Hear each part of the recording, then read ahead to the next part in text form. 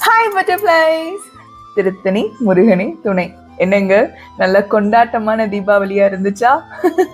வெடி சத்தத்தோட, நிறைய புது ட்ரெஸ்ஸோட, நிறைய சொந்த பந்தங்களோட. ஆனா சில பேருக்கு இந்த தீபாவளி ரொம்ப ரொம்ப ஏக்கமான தீபாவளியா இருந்திருக்கும்.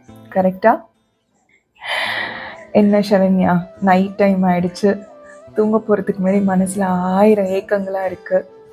என்னோட கூட பிறந்த தங்கச்சியா இருந்தா, அக்காவா இருந்தா, ஃப்ரெண்டா இருந்தா, இல்ல அம்மாவா இருந்தா என்னை இப்படி ஏக்கப்பட வச்சிருப்பாங்களா அப்படின்னு கேட்டீங்கன்னா, முருகன் சொன்னாரு. அவரை தவிர்த்து யாரு சொல்லுவாரு? என் குழந்தை ரொம்ப ஏக்கமா இருப்பா சரண்யா, நீ போயிட்டு நான் கொடுத்த ஸ்வீட்ஸ் எல்லாம் வந்து கொடுத்துரு அப்படின்னு சொன்னாரு. என்னென்ன ஸ்வீட்ஸ்ன்னு பாக்குறீங்களா? இங்க பாருங்க, உங்களுக்காக குலோப்ஜான், மாலட்டு, அதிரசம், முறுக்கு எல்லாம் வச்சிருக்காரு. இப்போ நீங்க ஒவ்வொன்னா இதுல சாப்பிடணும், சரியா? கண்டிப்பா சாப்பிடணும். ஃபர்ஸ்ட் முறுக்கு.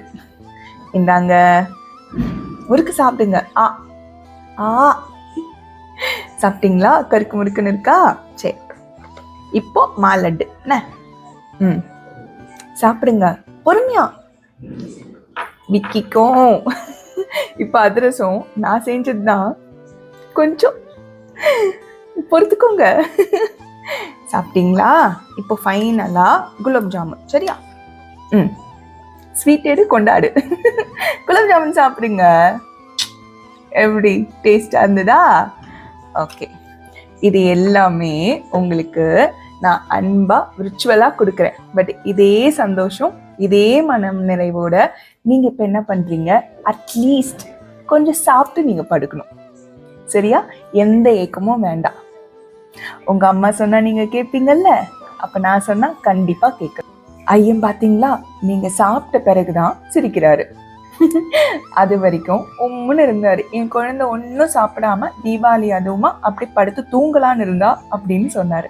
அப்படி இன்னும் தத்தெடுத்துக்கோங்க உங்க அம்மாவா. சரியா? ஐயன் இருக்கும் போது எதுக்கும் கவலைப்படாதீங்க.